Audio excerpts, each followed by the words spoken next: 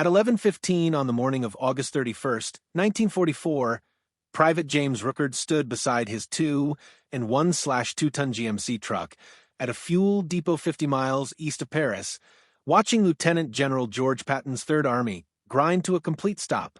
Rookard was 19 years old. He had been in France for 8 weeks. He was a truck driver with the 514th Quartermaster Regiment, and at that moment, he was witnessing something that should have been impossible. The most aggressive, fastest-moving army in American history had just run out of gas. Patton's Third Army had covered 400 m in 30 days. They had liberated Paris. They had chased the German army across France. They were 30 m from the German border, poised to punch straight into the heart of the Third Reich. The German army was shattered, running, desperate. One more push, and the war might be over by Christmas. But Patton's tanks were empty. His trucks were empty. His entire army spread across northeastern France had consumed every drop of fuel in the supply system.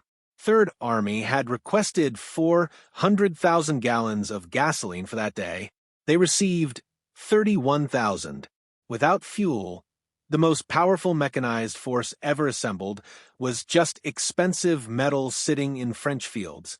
The Germans were not sitting still. Patton knew it. His staff knew it. Every delay, every hour, the Third Army stayed motionless.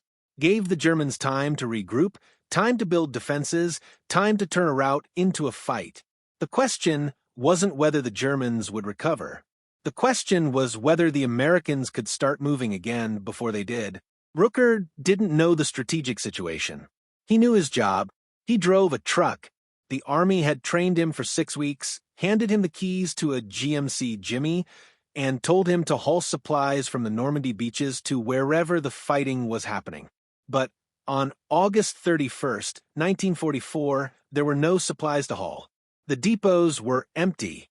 The ships were still unloading on the beaches 200 m away. The railroads were destroyed. The only way to move supplies was by truck, and there weren't enough trucks, weren't enough drivers, weren't enough hours in the day to keep an army of 250,000 men fed, armed, and moving at the speed pattern demanded. The real problem was that nobody had planned for this. American strategy called for a slow, methodical advance across France, build supply depots, repair railroads, secure ports, move forward in stages. Patton had ignored all of that. He broke out of Normandy on August 1st and just kept going 80 m a day, 100 miles. The Germans couldn't stop him, so he didn't stop himself. By late August, Third Army was 350 miles from the nearest functioning port. The logistics officers were screaming that the advance had to halt. Patton told them to find a way. What nobody seemed to understand was that the United States had created a military that ran on oil. Everything moved by truck or tank or plane. An armored division needed 73,177 gallons of fuel to move 100 m. Patton had multiple armored divisions, multiple infantry divisions, all burning through fuel at rates that made the logistics officers physically ill. The combined First and Third Armies together consumed approximately 800,000 gallons per day. Every single day, the fuel existed. It was sitting on the beaches in Normandy, stacked in 55-gallon drums and 5-gallon jerry cans, thousands of tons of it. But it was 200 m away, and the only vehicles available to move it were the same trucks that were supposed to be hauling ammunition, food, medical supplies, and everything else an army needed. The problem went beyond just gasoline. Ammunition consumption was staggering. Artillery batteries fired thousands of rounds per day. Infantry divisions went through hundreds of thousands of rifle cartridges. Tank battalions needed both fuel and ammunition in quantities that would have seemed impossible a generation earlier. Food for 250,000 men, medical supplies, spare parts for vehicles, tires, everything had to move from the beaches to the front. And the front kept moving farther away. Meanwhile, in eastern France, the German First Army was doing something the Americans couldn't quite believe. They were moving supplies with horses. Not a few horses for ceremonial purposes or light reconnaissance. Hundreds of thousands of horses. Every German infantry division in 1943 employed 2,652 horses pulling wagons, hauling artillery, carrying supplies. Earlier in the war, divisions had required between 4,000 and 6,000 horses each. The entire German logistics system from the railhead to the front line ran on animals that had to be fed, watered, rested, and replaced when they died. The German army had entered the war with 514,000 horses. By 1944, they had used nearly 75 million.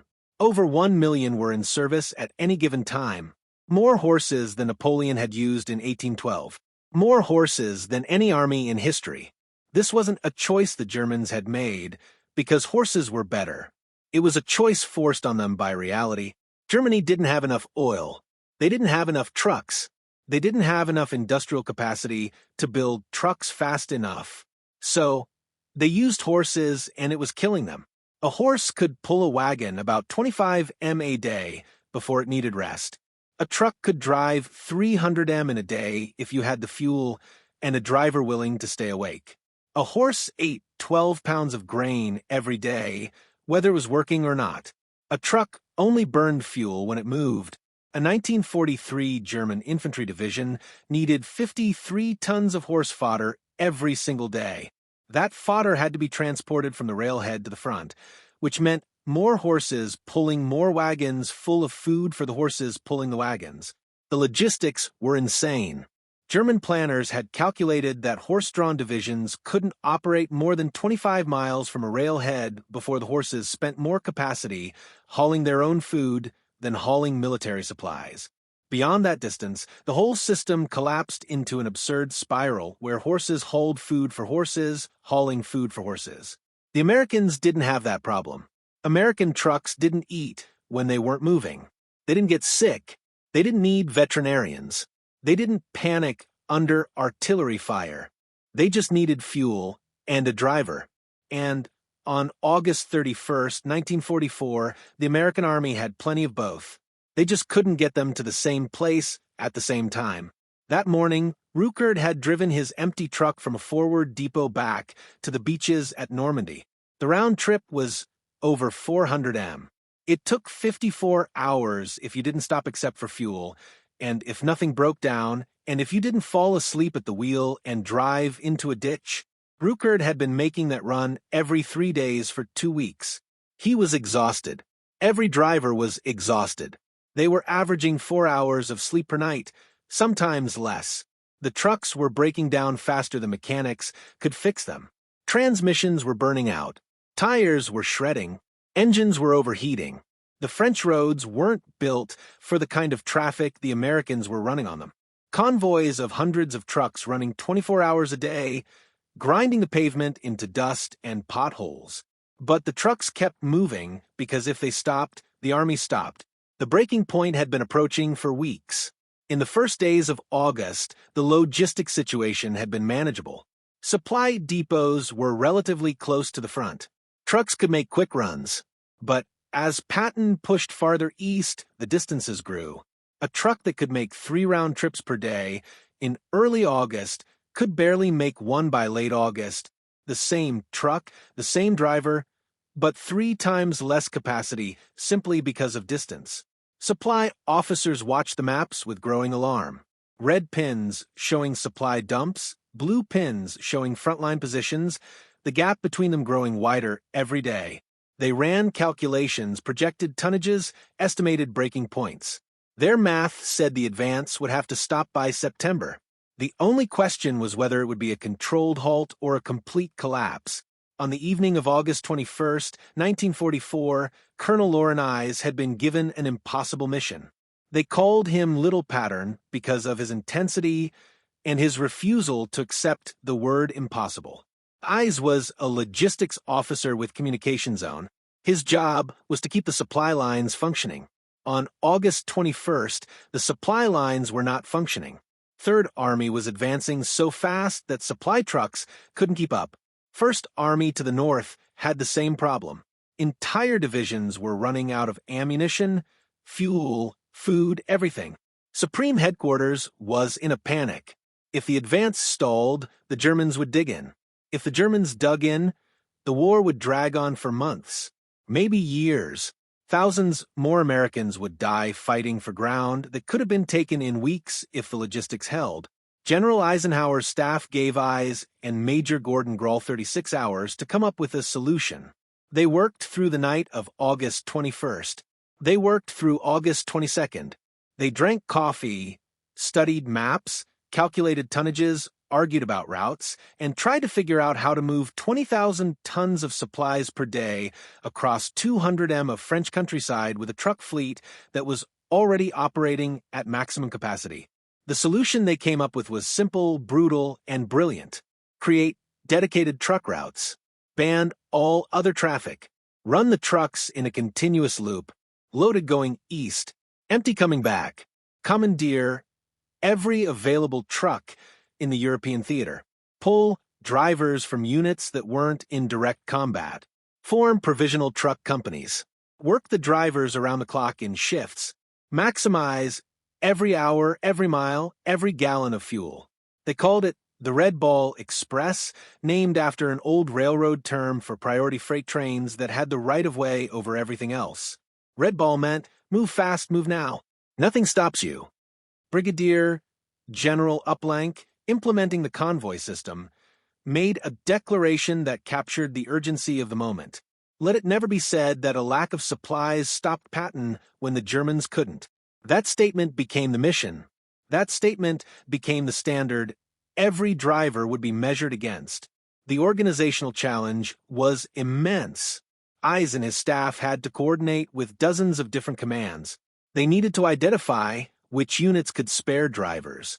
They needed to requisition trucks from formations across the theater. They needed to establish refueling points, maintenance depots, traffic control posts.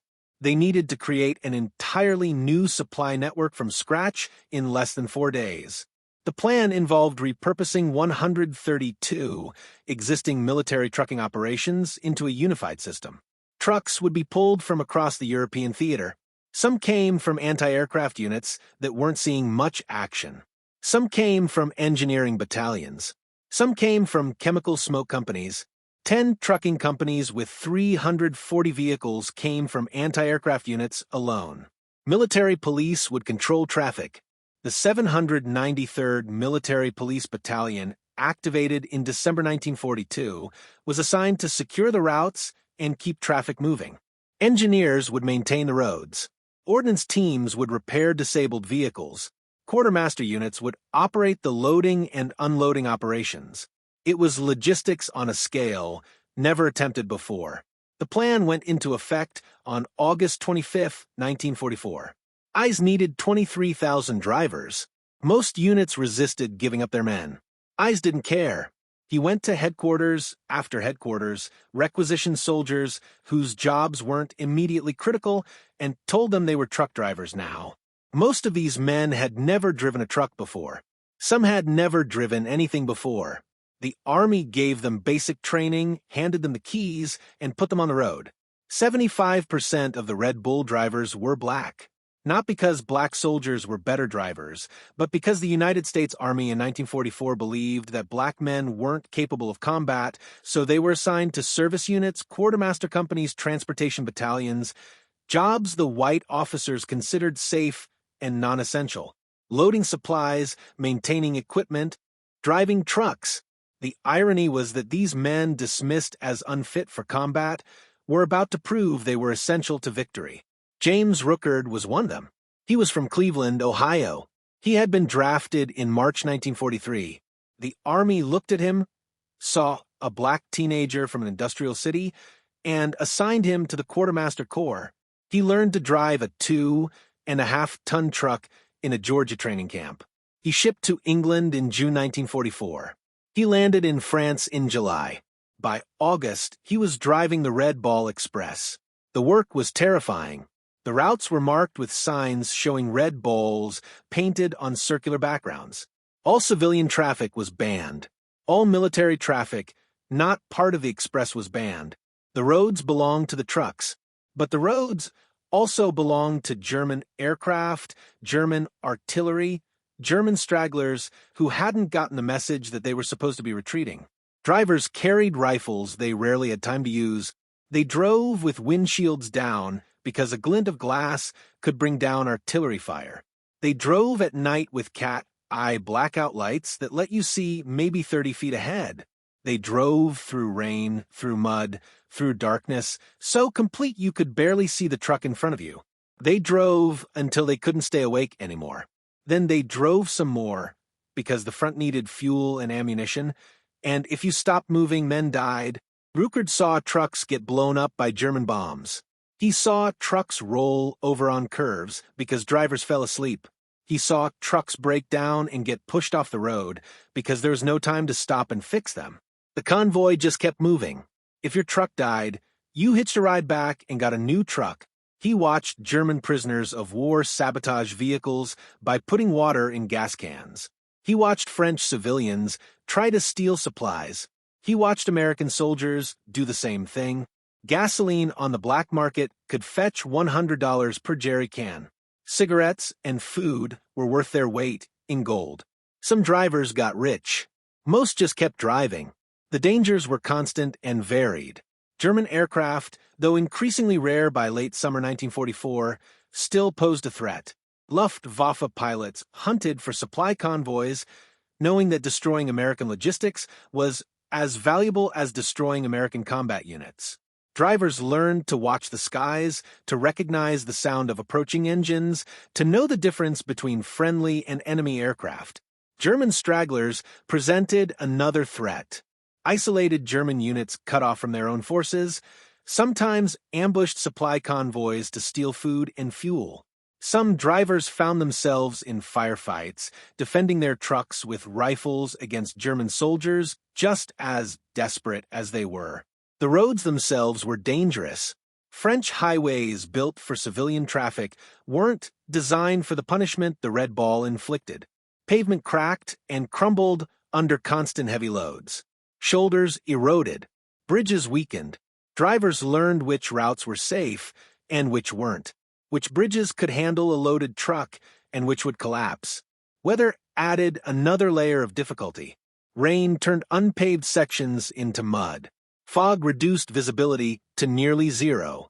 Wind buffeted the high-sided cargo trucks, making them difficult to control at speed. Drivers learned to handle every condition because stopping wasn't an option. Accidents were inevitable. Trucks collided in the darkness. Vehicles ran off roads. Drivers misjudged curves and rolled their trucks. Some accidents resulted from mechanical failure, others from driver exhaustion, many from simple bad luck. Every accident cost time, cost supplies, sometimes cost lives. But the convoys kept moving because for every truck that broke down, there were 5 more behind it carrying the fuel and ammunition the front needed. The statistics were staggering. At peak operation, nearly 6,000 trucks were on the road simultaneously. 900 trucks were moving at any given moment. The convoys stretched from Normandy to points near the German border. The primary route ran from the Normandy beaches through Chartres, past Paris through Soissons, and on toward the front. Secondary routes branched off to supply different army sectors. The total network covered over 350 miles one way, 700 m round trip for some drivers. Highway markers bearing the Red Ball symbol appeared every few miles. Military police checkpoints controlled access. Only Red Ball trucks were permitted on the designated routes. Everything else, civilian vehicles, regular military traffic, even supply convoys not part of the express had to use other roads. The routes themselves became almost sacred. Engineers worked constantly to maintain the pavement. Potholes were filled within hours. Damaged bridges received priority repairs. Any obstacle that might slow the convoys was removed immediately. The roads had to stay open, because if they closed, the advance stopped. Loading operations at the Normandy beaches ran 24 hours per day. Trucks arrived empty, were directed to specific loading zones based on what supplies were needed at the front. Quartermasters had manifests showing what each truck should carry. Fuel trucks got priority routing. Ammunition came next. then food, medical supplies, spare parts. The loading process was supposed to be organized and efficient. In reality, it was controlled chaos. Hundreds of trucks arriving and departing every hour. Supplies stacked everywhere. Men shouting orders, trying to coordinate movements, attempting to match trucks with loads with destinations. Some drivers waited hours for their turn to load. Others got lucky and loaded immediately. Either way, once loaded, they were expected to drive immediately. No delays, no waiting for convoys to form, just drive. Trucks were supposed to maintain 60-yard intervals and drive at 25 miles per hour. In reality, drivers removed the governors from the engines and drove at speeds exceeding 60 miles per hour. They drove alone instead of in convoys because waiting for other trucks wasted time. They violated every rule in the manual because the rules were written for peacetime, and this was war. The French countryside became a blur of motion. Truck after truck, hour after hour, day after day, the drivers developed a rhythm. Load at the beach. Drive east. Unload at the depot. Drive west. Repeat. Some drivers made the runs so many times they could navigate the route in complete darkness by memory, knowing every curve, every hill, every dangerous intersection. Sleep became a luxury. Drivers learned to sleep while their partner drove, curled up in a cab, or sprawled across ammunition crates in the back. Some learned to sleep for 10-minute intervals at rest stops, then wake up and drive another 6 hours. Coffee helped when they could get it. Benzedrine tablets helped when coffee wasn't enough. Sheer determination helped when nothing else worked. The trucks themselves began to suffer. GMC 2.5-ton trucks were tough, but they weren't designed for this kind of punishment. Engines that should have lasted years were burning out in months. Transmissions designed for normal military use were failing under constant operation. Tires, already in short supply, were being destroyed by the rough roads and excessive speeds. Mechanics worked around the clock, trying to keep the fleet running. They cannibalized broken trucks for parts. They improvised repairs that would have made factory engineers cringe, but kept vehicles moving. They learned to fix transmissions in the dark, replace engines by flashlight, patch tires with whatever materials were available. Between August 25th and November 16th, 1944, the Red Ball Express delivered 412,193 tons of supplies, fuel, ammunition, food, medical supplies, everything. 12,342 tons per day at peak capacity. The trucks covered over 48 million miles. They wore out more than 40,000 tires in the first month alone. They burned hundreds of thousands of gallons of fuel just to deliver fuel. But they kept Patton's Third Army moving. They kept the First Army supplied. They kept the advance going when it should have stopped.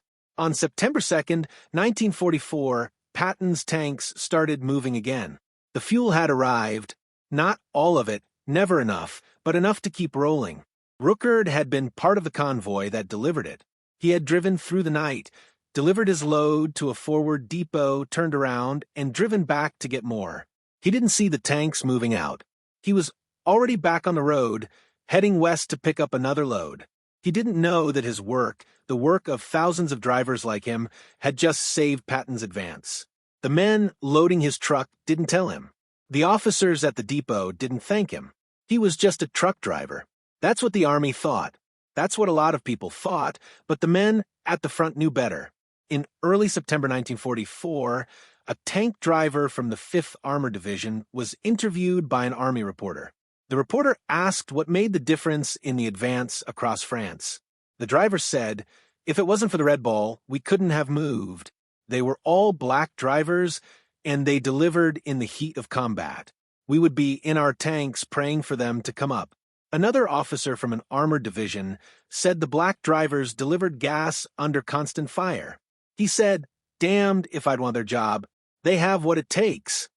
Patton himself, who rarely praised anyone for anything, told his staff in September that the 2.1/2-ton truck is our most valuable weapon.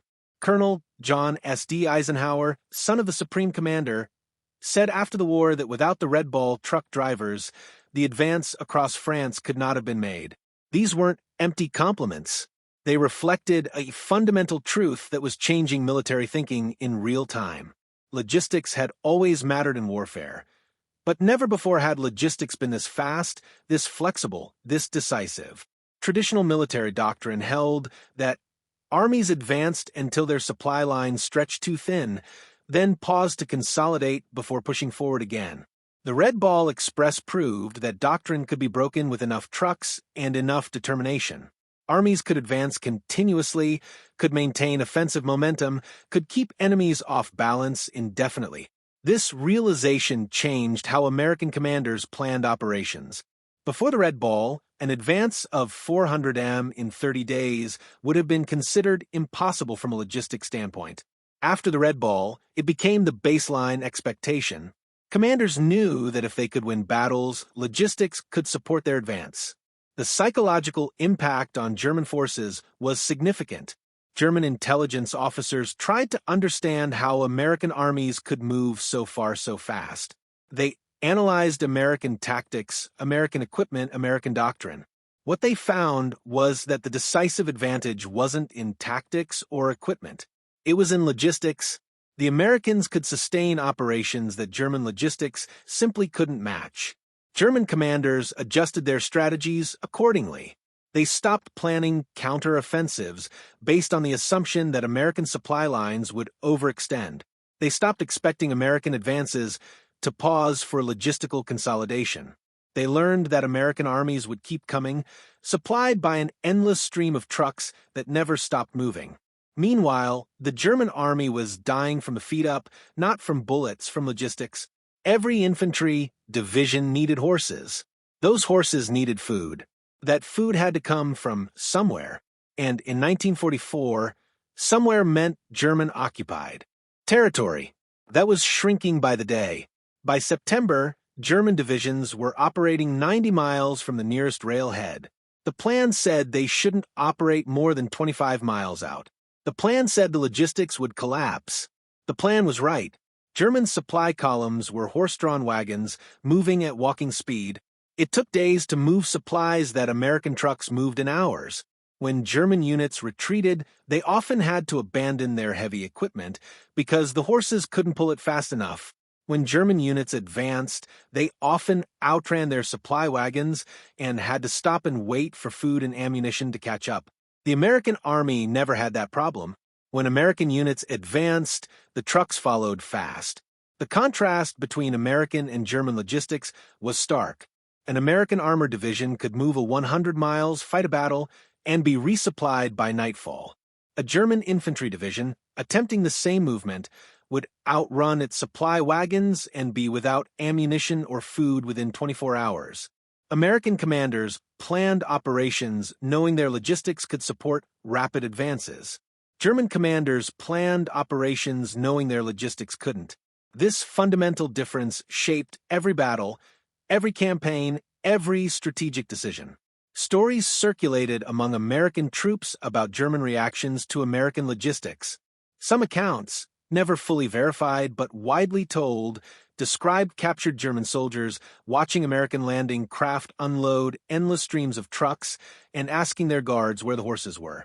Whether these specific incidents occurred or became part of soldier folklore, they reflected a real gap in understanding. The Germans had built an army around animal transport. The Americans had built an army around mechanical transport. One system belonged to the past, the other belonged to the future. By October 1944, German intelligence officers were writing reports about American logistics capabilities. They noted that American supply columns could move at speeds that made German horse-drawn transport obsolete. They noted that American trucks could operate in weather conditions that immobilized horses. They noted that American vehicles didn't require the massive amounts of fodder that German animals consumed. They noted that the American logistical advantage was insurmountable. One intelligence assessment from 1st Army Headquarters concluded that the Americans had solved the problem of mobile warfare in a way the Germans could not replicate. The report noted that American motorized logistics allowed sustained advances over distances that would have been impossible with animal transport. The report concluded that unless Germany found a way to match American mobility, the war was lost. The report was correct. In Russia during the winter of 1941, the German army had learned what happened when horse-drawn logistics failed. The advance on Moscow had stalled in December, not because German soldiers weren't willing to fight, but because the horses couldn't move in the cold. Temperatures dropped to -40 degrees. Horses froze to death by the thousands. The ones that survived couldn't pull wagons through snow and ice. In December 1941 and January 1942 alone, 179,000 German horses died on the Eastern Front. The number doesn't include horses that died of disease, exhaustion, or starvation, just the ones that froze. German divisions that had started Operation Barbarossa in June with 6,000 horses were down to a few hundred by winter. Supply wagons sat immobilized. Artillery couldn't move. Ammunition didn't reach the front. Soldiers went hungry. The entire offensive ground to a halt because the logistics system was built on animals that couldn't survive the Russian winter. American trucks didn't have that problem. They ran in heat, in cold, in rain, in snow. If the engine started, the truck moved. If the truck broke down, you got another truck. You didn't have to wait 3 years for a horse to mature. You didn't have to train it. You didn't have to find food for it. You just needed fuel and a driver. The difference went beyond simple mechanical reliability. It was a difference in strategic vision. The United States understood that modern industrial warfare required industrial logistics. You couldn't fight with factories and still supply with farms. You couldn't build tanks in Detroit and supply them with wagons pulled by horses. Germany had tried to split the difference. They built tanks and planes with the most advanced technology of the era, then supplied them with methods Napoleon would have recognized. That contradiction doomed them. By November 1944, the Red Ball Express had accomplished its mission. The port of Antwerp in Belgium had been captured and opened. French railroads had been partially repaired. Portable fuel pipelines had been laid from the coast to forward areas. The desperate emergency that had created the Red Ball was over. On November 16th, the operation officially ended. The trucks returned to their original units. The drivers went back to their regular assignments. The signs with the Red Balls came down. But what the Red Ball Express had done changed how the American Army understood logistics. Before the Red Ball, logistics was something you planned carefully. You built depots. You established supply lines. You moved forward in stages. The Red Ball proved that if you had enough trucks and enough drivers willing to work themselves to exhaustion, you could sustain an advance over distances nobody thought possible. You could outrun your supply lines and then build new ones on the fly. You could keep moving when conventional wisdom said you had to stop. The lessons learned from the Red Ball Express influenced military logistics for decades. The principles established in those 82 to 83 days, priority routes, centralized control, continuous movement became standard doctrine. Future operations in Korea, Vietnam, and beyond would apply Red Ball principles on even larger scales. The Red Ball also influenced civilian logistics. After the war, General Eisenhower championed the interstate highway system, partly based on what he had learned about the importance of good roads from the Red Ball experience. The modern logistics industry, with its emphasis on continuous movement and just-in-time delivery, owes something to those drivers racing across France in 1944. But perhaps most importantly, the Red Ball Express demonstrated that logistics isn't just a support function. Logistics is combat. The men driving those trucks were fighting just as surely as the men firing rifles at the front. They were fighting against distance, against time, against exhaustion. They were fighting to keep armies moving, to keep pressure on the enemy, to end the war as quickly as possible. Every gallon of fuel delivered meant tanks could advance. Every crate of ammunition meant artillery could fire. Every box of rations meant soldiers could fight. The Red Ball drivers never fired a shot in anger, but they enabled millions of shots to be fired by the men at the front. The Germans never learned that lesson. They entered the war with an army that moved on horses, and they ended the war the same way. In 1943, of 322 German divisions, only 52 were motorized.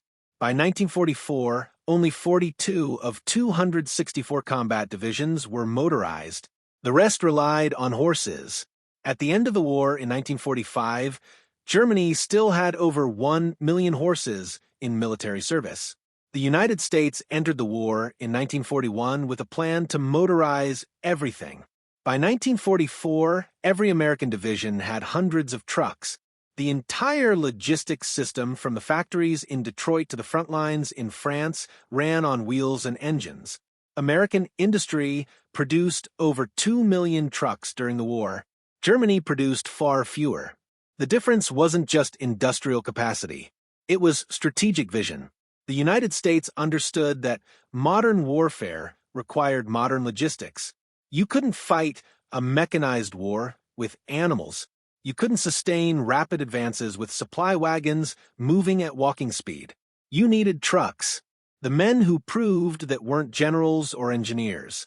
They were 19-year-old kids from Cleveland and Arkansas and Georgia, most of them black, most of them assigned to jobs the Army considered unimportant. They drove trucks for approximately 82 to 83 days and changed the war. James Ruckert survived the war. He continued driving trucks through France, Belgium, and into Germany. He watched the war end in May 1945. He returned to the United States in December 1946. He went back to Cleveland. He rarely talked about the Red Ball Express. When people asked what he did in the war, he said he drove a truck. He didn't mention the 54-hour round trips. He didn't mention driving at speeds exceeding 60 miles per hour on blacked-out roads while German artillery fired in the distance. He didn't mention watching trucks explode. He didn't mention the exhaustion, the fear, the absolute certainty that if you stopped moving, men at the front would die. He just said he drove a truck. Ruckert returned to a Cleveland that hadn't changed much despite the war. Jobs were still segregated. Neighborhoods were still divided. The GI Bill promised education and home loans, but banks often refused to lend to black veterans. Employers who needed workers during the war went back to preferring white applicants. Ruckert found work where he could. He drove trucks in civilian life. The same skill he'd learned in the Army now applied to PCM commerce. He married, raised a family, lived a quiet life. The medals he had earned, 5 Bronze Stars for his service, sat in a drawer.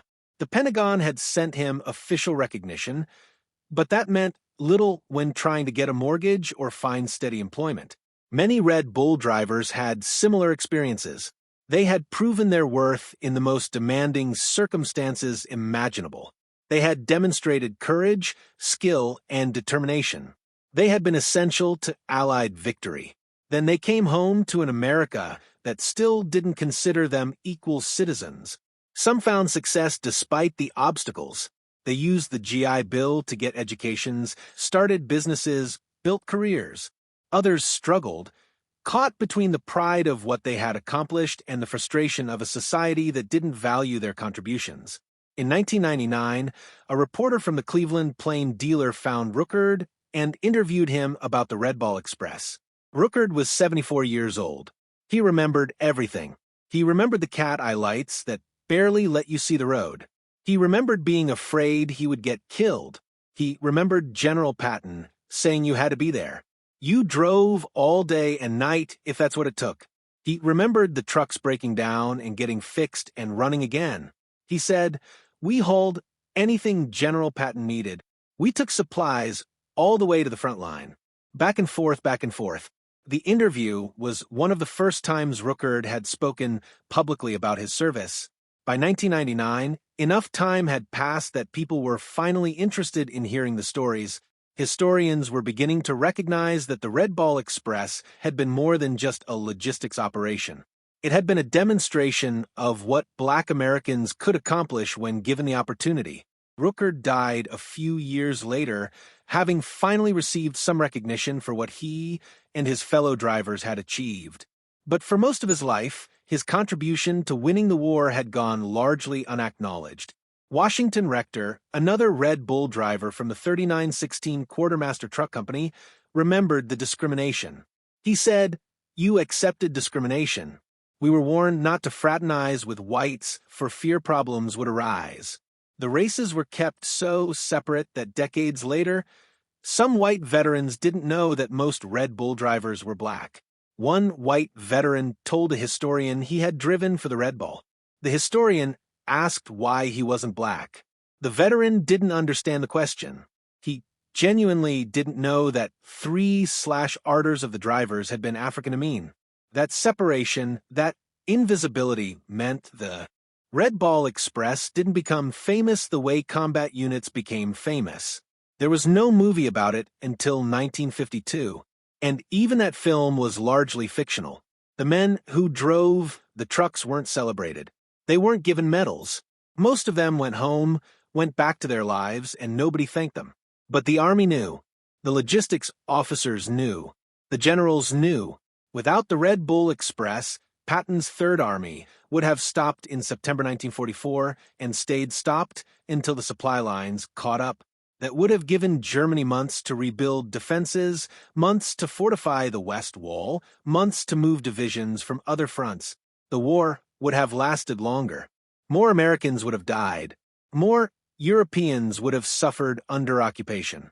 The Red Ball Express shortened the war, not by winning battles, but by making battles possible, by keeping armies moving when they should have stopped, by proving that logistics, boring, unglamorous logistics, could be as decisive as any tank or aircraft. The German army never understood this.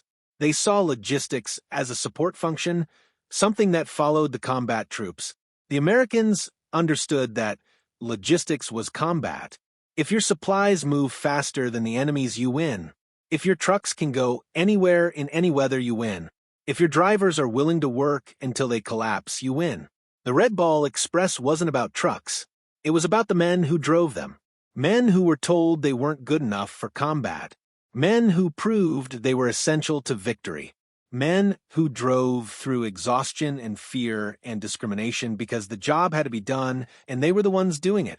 This fundamental difference in how the two armies viewed logistics reflected deeper differences in military philosophy. The German military tradition emphasized the decisive battle, the brilliant maneuver, the knockout blow. Logistics was important but secondary. The real war was fought by infantry and tanks and artillery. Supply was just support. The American approach, forged in the industrial crucible of World War II, recognized that modern war was as much about production and distribution as about tactics and strategy. You couldn't win by fighting better if the enemy could keep fighting longer. You couldn't achieve brilliant victories if your armies ran out of fuel before reaching the objective. This wasn't just a theoretical difference. It had practical consequences on every battlefield. German commanders planned operations around logistics constraints. They had to. Their horses could only move so far, could only carry so much. American commanders planned operations around strategic objectives, confident that logistics would support whatever they needed to do. The contrast was visible in how the two armies handled setbacks. When a German offensive stalled, it often stayed stalled. The logistics system couldn't adapt quickly enough to redirect supplies to a new sector. When an American offensive stalled, logistics could redirect truck convoys overnight. What had been a secondary effort could become the main effort within 48 hours, supplied with everything needed for success. The Red Ball Express was the most dramatic example of this flexibility, but it wasn't unique. Throughout the war, American logistics demonstrated an ability to adapt, to improvise, to solve problems that German logistics couldn't match. Part of this came from industrial capacity. America simply had more trucks, more fuel, more of everything. But industrial capacity alone didn't win wars. The Soviet Union had industrial capacity, but struggled with logistics throughout the war. What made American logistics effective was the willingness to innovate, to try new approaches, to break established rules when necessary. The Red Ball Express broke every established rule of military logistics. It concentrated too many vehicles on too few roads. It operated without the proper maintenance infrastructure. It pushed drivers beyond what any manual said was safe. It violated doctrine in a dozen different ways, and it worked. In the final analysis, Germany lost the war for many reasons, but one of those reasons was horses. 75 million horses that ate food, required care, moved slowly, and died in the cold. Animals that represented a logistics system designed for the 19th century, trying to fight a 20th century war. The United States won for many reasons, but one of those reasons was trucks. Millions of trucks, driven by men the Army underestimated, moving supplies at speeds the Germans couldn't match. That's how logistics wins wars. Not with grand strategy or brilliant tactics, but with 19-year-old drivers who keep moving when everything in their body says stop. With mechanics who fix broken transmissions in the middle of the night. With officers who refuse to accept that something is impossible and find a way to make it work. Anyway, the Red Ball Express ran for approximately 82 to 83 days. In that time, it moved 412,193 tons of supplies. It kept two armies advancing when they should have stopped. It helped end the war months earlier than it would have ended otherwise. And it did all of that with trucks instead of horses. Therein lies the difference between victory and defeat. Sometimes it's not about who has the better tanks or the better generals. Sometimes it's about who has the better trucks and the men willing to drive them. If you found this story compelling, please take a moment to like this video. It helps us share more forgotten stories from the Second World War. Subscribe to stay connected with these histories. Each one matters. Each one deserves to be remembered. Leave a comment below telling us where you're watching from. Our community reaches across the world, from veterans to history enthusiasts. You are part of something special here. Thank you for watching, and thank you for keeping these stories alive.